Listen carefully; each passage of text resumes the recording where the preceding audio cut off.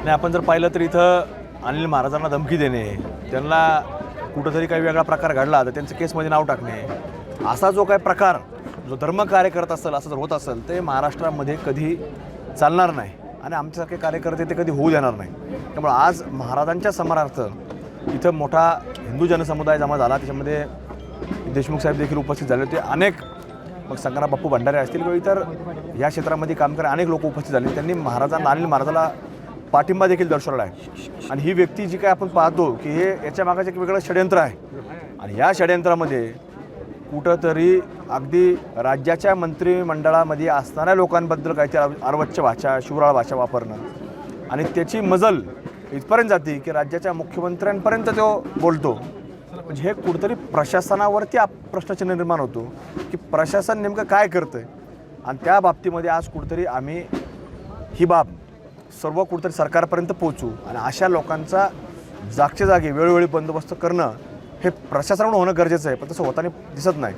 आणि कुठंतरी महाराज मंडळींवरती सातत्याने आरोप करणारे लोक किंवा अशी जिहादी प्रवृत्ती यापुढे येणं अत्यंत महाराष्ट्राच्या दृष्टिकोनातून, धर्माच्या दृष्टिकोनातून अत्यंत म्हणजे हे कुठंतरी धोकादायक आहे. त्यामुळे या सगळ्या प्रवृत्तींचा बंदोबस्त हा करावा लागणार आहे.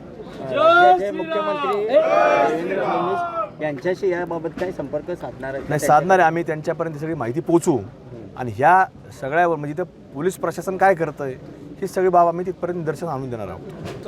हिंदू आक्रोश मोर्चाच्या मार्फत आज समस्त आमच्या असणाऱ्या पश्चिम विभागातल्या किंबहुना ह्या असणाऱ्या आरळा पंचक्रोशीतील सर्वच नागरिकांची, हिंदुत्वावर प्रेम करणाऱ्या सर्व कार्यकर्त्यांची एक भावना होती की जे काही खोटे नाटे आरोप झाले होते, आराळ गावाची जी प्रतिमा मलिन करण्याच्या संदर्भातला जो एक षडयंत्र रचलं गेलं होतं, अनिल महाराजांसारखे जे हरिभक्त पारायण आहेत की जे सातत्यानं ह्या विभागामध्ये हिंदुत्वाची जी पेटती मशाल जी आहेत ती सातत्यानं वाढवण्याचा आणखीन मोठी करण्याचा प्रयत्न करतात, त्या महाराजांच्या बाबतीत सुद्धा अश्लाघ्य बोलण्याच्या संदर्भातले जे प्रयोग झाले याला सगळ्यांना खूप मोठ्या पद्धतीनं उद्वेगानं आजचा हा मोर्चा आयोजित केला होता. मी अंतःकरणपूर्वक आमच्या असणाऱ्या सर्वच माझे विधिमंडळातले सहकारी आदरणीय संग्रामदादा जगताप, आदरणीय संग्रामजी भंडारे साहेब, आमचे धैर्यशील दादा मोहिते पाटील साहेब, समस्त सर्व महंत आणखीन आदरणीय मान्यवरांचं, वाघमारे साहेबांचं, आबासाहेब पाटलांचं इथं आभार मानतो. आणि या निमित्तानं आदरणीय आमच्या सर्व गावातील पंचक्रोशीतील सहकाऱ्यांच्या वतीनं सुद्धा इथं या निमित्तानं सांगू इच्छितो की हे गाव सातत्यानं सगळ्यांना बरोबर घेऊन जाणारं गाव आहे. अशा पद्धतीची मुठभर माणसं जिहादी मनोवृत्तीची ह्या गावामध्ये बेदिली निर्माण करण्याचा जो प्रयत्न करतात त्याच्या विरोधात हा निर्माण झालेला एक उद्वेग होता. आणि त्या निमित्तानं ह्या गावातील लोकांनी जी दाखवलेली जी अभूतपूर्व एकी आहे त्या एकीला आज इथं संग्रामदादांनी संबोधित केलेलं आहे. आपण महाराष्ट्राच्या मुख्यमंत्र्यांच्या वरती सुद्धा टीका टिप्पणी करता, वेगवेगळ्या पातळीवरती टिपू सुलतानाचं उदात्तीकरण करणारी जी मंडळी आहेत त्यांची भलामण करता. हे कुठल्या दिशेनं तुमचं राजकारण आणि समाजकारण चाललेलं आहे. आणि अशा पद्धतीच्या ह्या गलिच्छ तुमच्या असणाऱ्या विचारसरणीला निश्चितपणे पायबंद उद्याच्या काळामध्ये आम्ही घालणार आहोत.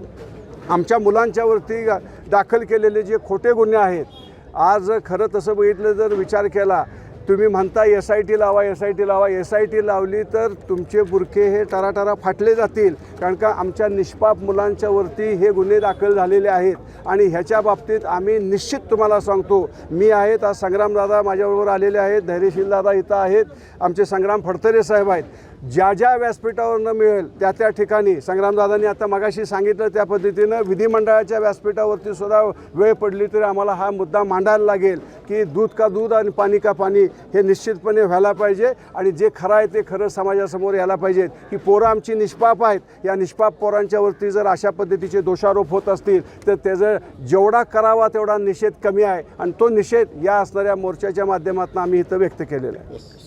आरळ्यामध्ये आपला परिसर हा पर्यटनाचा भाग असून चांदोली धरण आहे इथून 2-3 किलोमीटर आणि त्याच ठिकाणी काही जण पार्टीसाठी येतात. तर त्यासाठी मांसाहार घेण्याकरता ते डांगे म्हणून नाही त्यांच्या इथं गेल्यानंतर त्यांनी तिथून भांडीसुद्धा घेतली. भांडी परत देताना त्यातील पळी नव्हती म्हणून त्यांनी पळीचे पैसे देतो बोलले. तर त्यांनी पैसे घ्यायला नकार दिला, माझीच पळी मला पाहिजे. याच्यातून वाद वाढत गेला.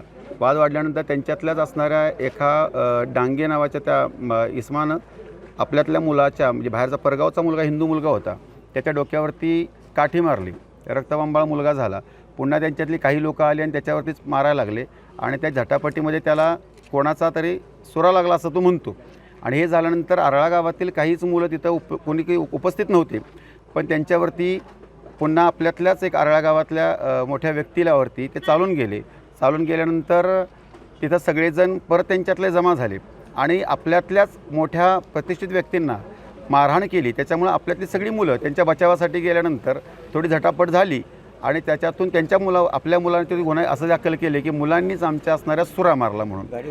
हे झाल्यानंतर सुरा मारला हे झाल्यानंतर त्यांच्यावरती गुन्हे दाखल केले. आमची मुलं 20 दिवस आतमध्ये होती आणि मुलांच्या सहकार्यासाठी मी तिथं कायम आमच्या मुलांचे भावासारखे आमचे संबंध आहेत, आम्ही त्यांच्या पाठीमागं उभे राहिलो. म्हणून आपल्या असणाऱ्या गोपालकृष्ण वारकरी ज्ञान मंदिर जिथं धारकरी आणि वारकरी शिक्षण शिकवलं जातं, तिथं मोफत संपूर्ण सगळं राहणं जेवण खाणं आहे. त्याला टार्गेट करून तो तांबोली नावाचा जो आहे ईश्वरपूरचा मूर्ख, तर त्याने आपल्या असणाऱ्या संस्थेवरती आणि माझ्यावरती की मी संस्थेमध्ये असणारं वेगळं शिक्षण काहीतरी देतो, की संस्थेतल्या मुलांना भडकाऊ बोलून त्यांना मुसलमानांच्या विरोधात हे करतो, असं ती जुनी माझी व्हिडिओ होती ती दाखवली. बोलतो का, तर मी बोलतो, मला मान्य आहे, मी माझ्या देश धर्मासाठी मी त्यांना बोलणार आणि बोलत राहणार.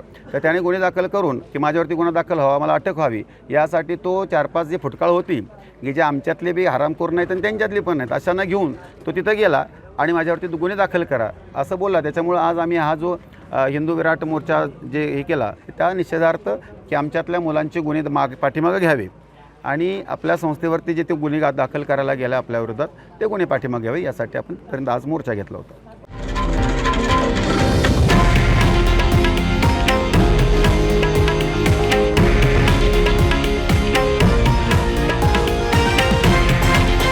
हे आहे देशातील नंबर 1 न्यूज नेटवर्क आणि आपण पाहत आहात TV9 मराठी, एकमेव.